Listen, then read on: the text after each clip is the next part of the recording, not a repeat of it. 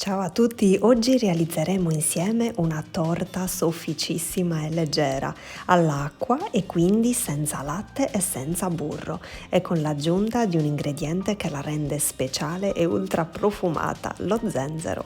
Questa spezia mi ricorda tantissimo il Natale, così profumata e in più abbinata al limone crea un gusto davvero unico. Se vi piace lo zenzero vi straconsiglio di provarla, non ve ne pentirete.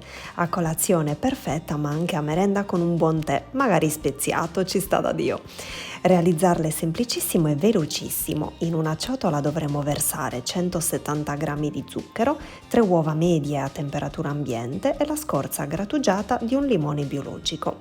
Montiamo per 5 minuti.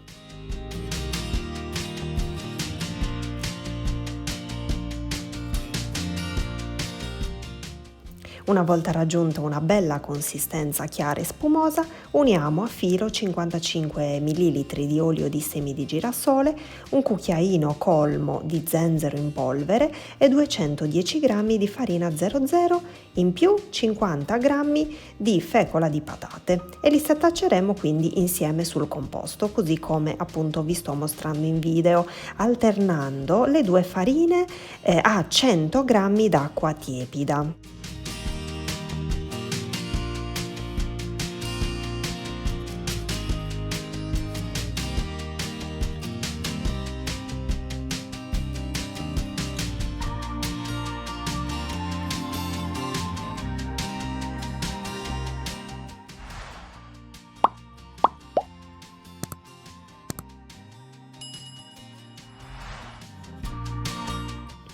In ultimo uniremo una bustina da 16 g di lievito per dolci vanigliato e setacceremo anch'esso.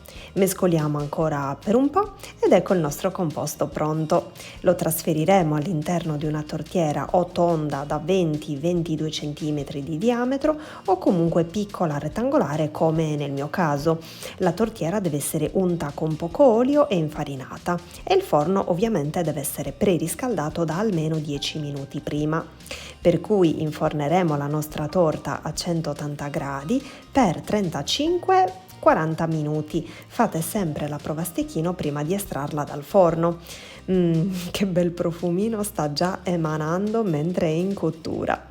Trascorso il tempo la toglieremo dal forno e la faremo freddare prima di estrarla dallo stampo e vi mostro subito quanto è soffice al tatto. Eccola qui adagiata sul centro tavola e tutta bella spolverizzata di zucchero al velo. Si mangia già con gli occhi, vero? Ma guardate quanto è morbida e come affonda bene la lama e la forchetta. Ottima sia così semplice, quindi da inzuppare, oppure per esempio tagliata al centro e farcita con una delicata crema al limone e magari una deliziosa bagna al limoncello.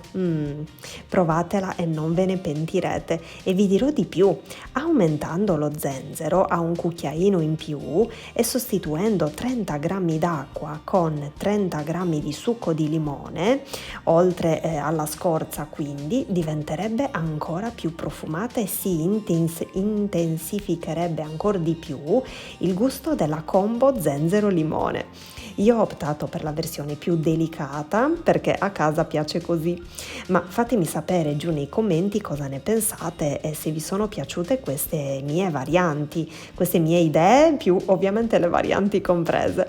Spero tanto di sì. Vi abbraccio forte forte e vi rimando ai prossimi video. Ciao!